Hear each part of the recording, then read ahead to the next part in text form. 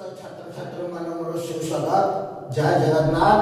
आज आम पढ़ा जे वाक्यर प्रकार भेद और परिवर्तन। सर्वप्रथम देखा वाक्य क्या कहुए। वाक्य एक बा एकाधिक श्रृंखलित पद द्वारा ईप्सित भाव प्रकाशक अभिव्यक्ति को वाक्य कहते। आम देखिले जे एक बा एकाधिक श्रृंखलित पद द्वारा ईप्सित भाव प्रकाशक अभिव्यक्ति को वाक्य कहते। उदाहरण स्वरूप आम देखा गोटे पद है दिय, द्वितीय पद है ईश्वर सर्वव्यापी, तृतीय पद है पक्षी माने नील आकाश नील आकाश कोल उड़ी जाउछन्ते। आम देखा प्रथम वाक्य दिय अच्छी, दिय तो ये कर्ता उह अच्छी, तेणु तुम्हें दिय, ये तुम्हें कर्ता उह अच्छी, तेणु गोटे पद है दिय। द्वितीय ये गोटे पद द्वितीय है ईश्वर सर्वव्यापी, ईश्वर सर्वव्यापी, ईश्वर गोटे पद आउ सर्वव्यापी गोटे, ये दुईटा पद। ये पक्षी माने नील आकाश कोल उड़ी जाउछन्ती। पक्षी माने ये गोटे पद, ये नील, ये आकाश, ये कोल उड़ी जाउछन्ती। ये पांचटा पद रहा, तेणु एक वाक्य कहले एक एकाधिक श्रृंखलित पद द्वारा ईप्सित भाव प्रकाशक अभिव्यक्ति को वाक्य कहती। आम देखा जे प्रथम वाक्य गोटे शब्द अच्छी, द्वितीय वाक्य आमर दुईटा शब्द अच्छी, तृतीय वाक्य आमर पांचटी शब्द अच्छे। तेणु दिय तो तुम्हें दिय, तुम्हें कर्ता, आ द्वितीय वाक्य अटंती क्रिया, ये उह अच्छी। ईश्वर सर्वव्यापी अटंती, ये अटंतीटा क्रियाटा उह रही। तेणु आम ये देखिले जे वाक्य व्यवहृत शब्द गुड़ी को पद कहती। आमर जो वाक्य व्यवहार पद गुड़ी जो व्यवहार होती ये पद गुड़ी को आम वाक्य कहवा। तेणु आम आगे देखा जे वाक्यर प्रकार भेद, वाक्यर प्रकार भेद, वाक्यर प्रकार भेद कौन ना वाक्य को केते भाग में विभक्त कराई। मन रख वाक्य को दुईटी भाग में विभक्त करा जायछि। गोटे होउछि हमर गठन दृष्टि, गोटे है गठन दृष्टि, आउ गोटे है जे भाव बा प्रकार दृष्टि। तेणु वाक्य को दुई भाग में गठन, तेणु गठनगत आउ होउछि भाव बा प्रकारगत, एवं गठनगत को मध्य तीन भाग में विभक्त रही। गठनगत दृष्टि वाक्य को तीन भाग में विभक्त रही। एक होउछि सरल वाक्य, दुई होउछि यौगिक वाक्य, तीन होउछि जटिल वाक्य। तेणु ये है जे गठनगत दृष्टि वाक्य को तीन भाग में विभक्त रही। गोटे होउछि सरल वाक्य, आउ होउछि यौगिक वाक्य, आउ होउछि जटिल वाक्य। आमे देखिबा जे सरल वाक्य काहाकू कुआ जाय, सरल वाक्य काहाकू कुआ जाय।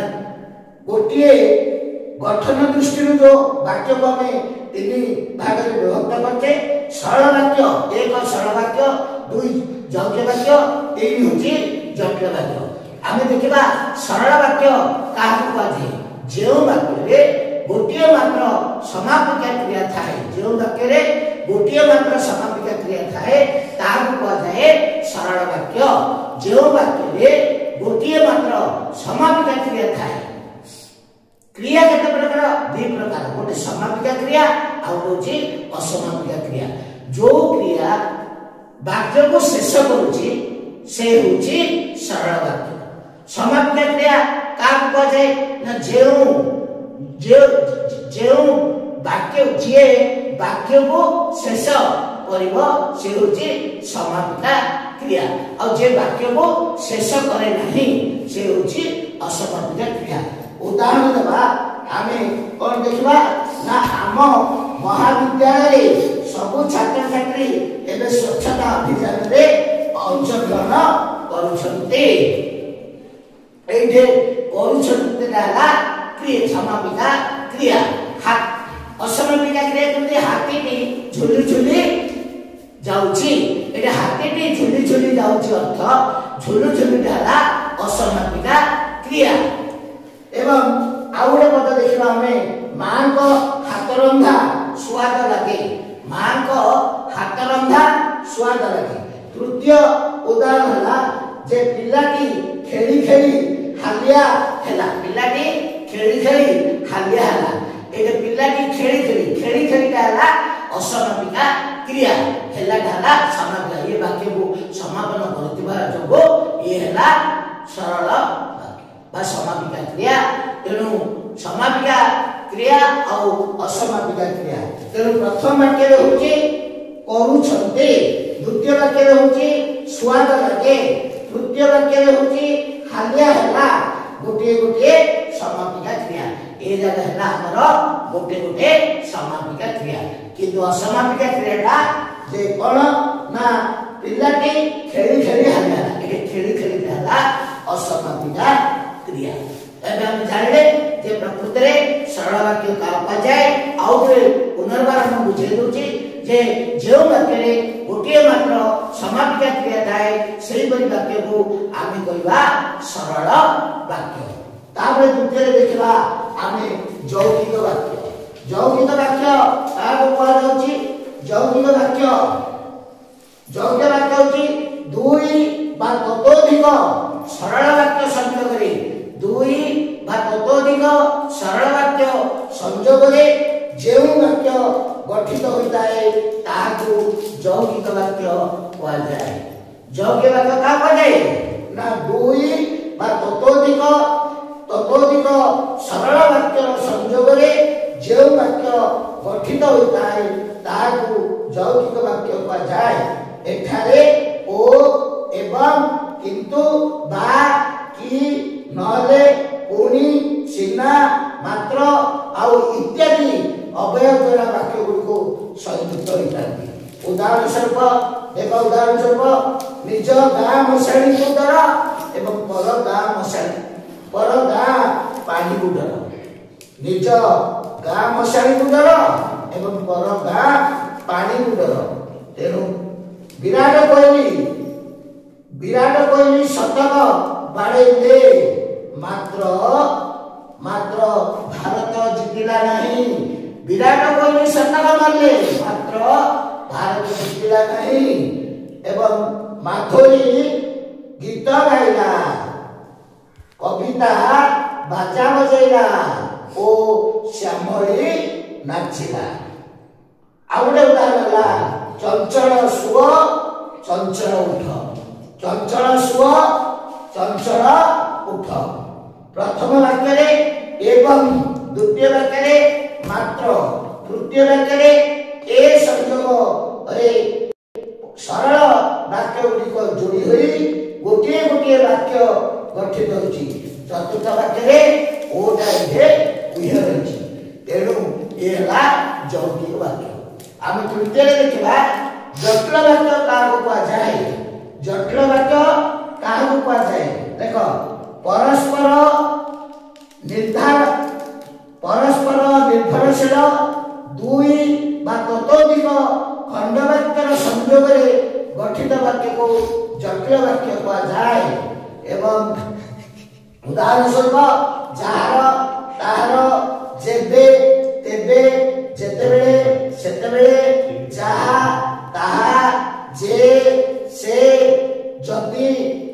जदि ताहाले इत्यादि एगुड़ी होची आश्रित अवयव द्वारा जटिल वाक्य गठित होइथाए उदाहरण स्वरूप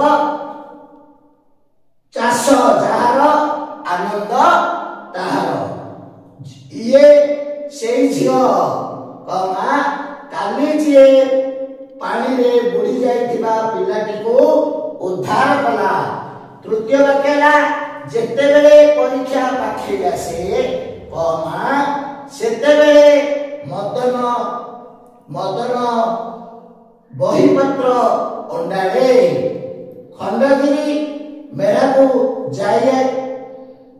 खंडगिरी मेला ମେଳାରୁ ଯାହା ଆଣିବ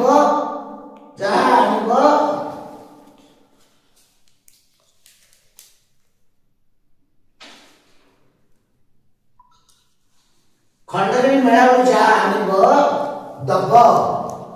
ପ୍ରଥମେ ବାକ୍ୟରେ ଯାହାର ତାହାର, ଦ୍ୱିତୀୟ ବାକ୍ୟରେ ସେଇ ସିଏ, ତୃତୀୟ ବାକ୍ୟରେ ଯେତେବେଳେ ସେତେବେଳେ ଲାଗି ଦୁଇଟି ଖଣ୍ଡ ବାକ୍ୟ ମିଶି ଗୋଟିଏ ବାକ୍ୟ ହୋଇଛି। ତେଣୁ ଚତୁର୍ଥ ବାକ୍ୟରେ ଯାହା ଅଛି ମାତ୍ର ପରିପୂରକ ଅବୟ ତାହା ଉହ ରହିଛି। ଏତିକି ଆମେ ଆଜି ଦେଖିଲେ ଯେ ଆଜି ଆମେ ବାକ୍ୟ କାହାକୁ କୁହାଯାଏ ଆଉ ବାକ୍ୟର ପ୍ରକାର ଭେଦ ଦେଖିଲେ। ଗୋଟିଏ ଆମର ବାକ୍ୟ ପ୍ରଥମ ହେଲା ଯେ ଗଠନଗତ ଦୃଷ୍ଟିରୁ ଆମର ବାକ୍ୟକୁ ଦୁଇ ଭାଗରେ ଗଠନ କରାଯାଇଛି। ଗୋଟେ ହେଉଛି ପ୍ରକୃତରେ ଗଠନଗତ ଦୃଷ୍ଟିରୁ, ଆଉ ଗୋଟେ ହେଉଛି ଭାବ ବା ପ୍ରକାର୍ଯ୍ୟ ଦୃଷ୍ଟିରୁ। ଗଠନଗତ ଦୃଷ୍ଟିରୁ ଆମେ ବାକ୍ୟକୁ ତିନି ଭାଗରେ ବିଭକ୍ତ କରିଛେ। ଗୋଟେ ହେଉଛି ଏକ ସରଳ ବାକ୍ୟ, ଦୁଇ ଜଟିଳ ବାକ୍ୟ, ତିନି ହେଉଛି ଯୌଗିକ ବାକ୍ୟ। ଏହିପରି ତିନିଟା ବାକ୍ୟ ଆଜି ଆମେ ଏତିକି ସରଳ ବାକ୍ୟ, ଯୌଗିକ ବାକ୍ୟ, ଜଟିଳ ବାକ୍ୟ ପଢିଲେ। ତାପରେ ଆମେ ଆସନ୍ତାକାଲି ଆମେ ଦେଖିବା ଯେ ପ୍ରକାର୍ଯ୍ୟଗତ ବା ଭାବ ଦୃଷ୍ଟିରୁ ବାକ୍ୟକୁ କେତେ ଭାଗରେ ବିଭକ୍ତ ରହିଛି। ଜୟ ଜଗନ୍ନାଥ।